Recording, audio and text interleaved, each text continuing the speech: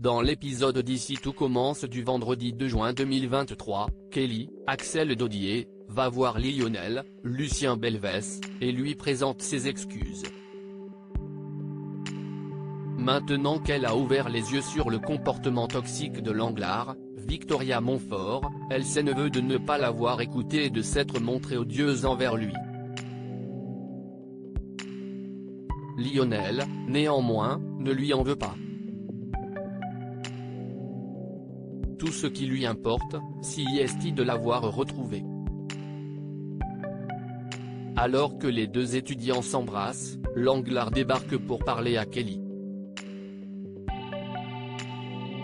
Elle trouve étonnant que la jeune femme ne lui ait toujours pas présenté d'excuses pour son comportement de la veille. Amusée, Kelly rétorque qu'elle attendra longtemps ses excuses, puisqu'elle ne les lui fera jamais. Enragée, la jeune chef décide d'aller régler ça face à Tessier, Benjamin Baroche.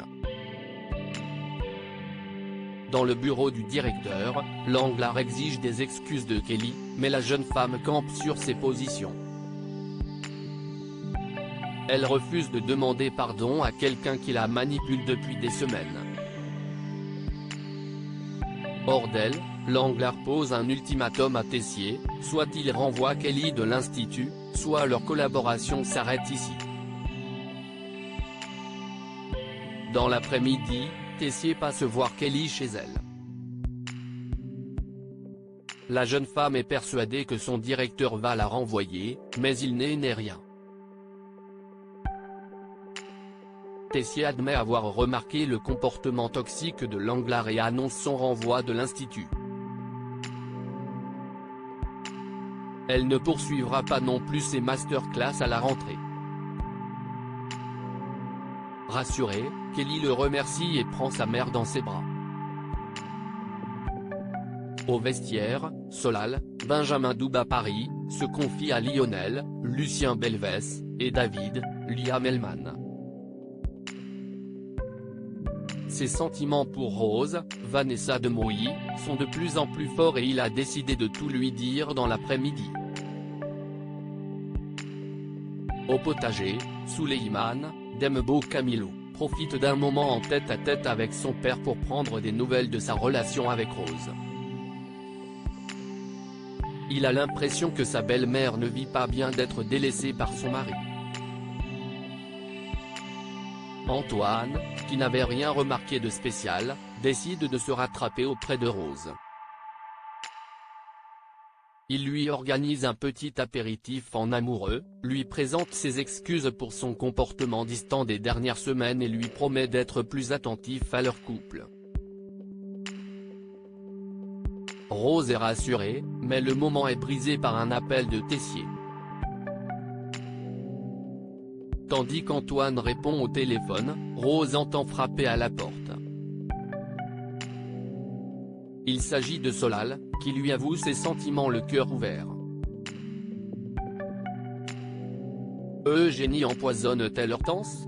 De bon matin, Mehdi, Marvin Pellegrini, et Vic, Lou Lalgairi, passent à l'internat pour aider Hortense, Catherine David-Zeka, à faire sa valise. Au sol, Mehdi trouve un médicament. Hortense reconnaît l'un de ses comprimés de potassium et imagine que celui-ci est tombé de son pilulier. Un peu plus tard, Eugénie, Sophie Duet, passe voir Hortense et Mehdi.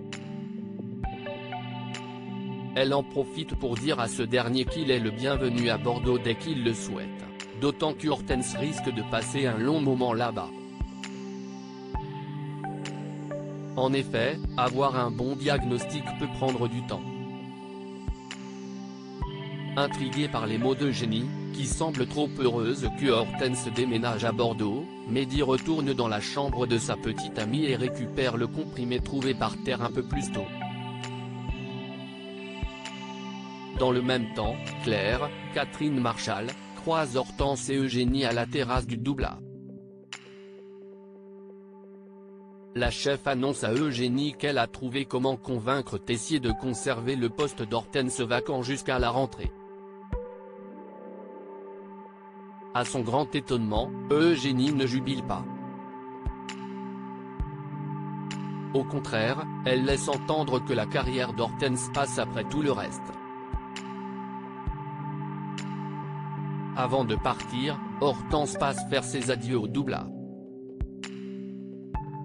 Eugénie l'y trouve et prend un café avec elle, mais la jeune homme est soudain prise de vertige.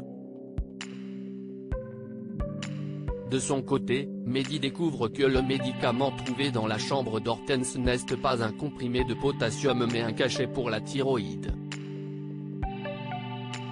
Ses effets secondaires sont les vertiges, les palpitations et les crampes, tous les symptômes ressentis par Hortense ces dernières semaines. Bouleversé, le jeune homme se confie à Vic. Il pense qu'Eugénie empoisonne délibérément Hortense.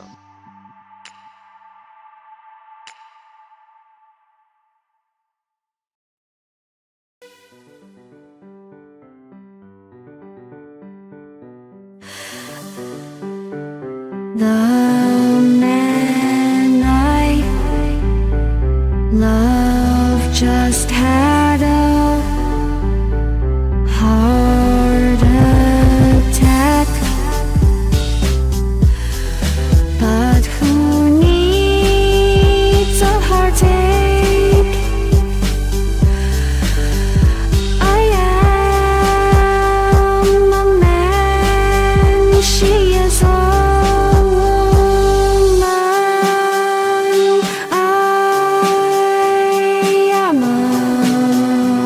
she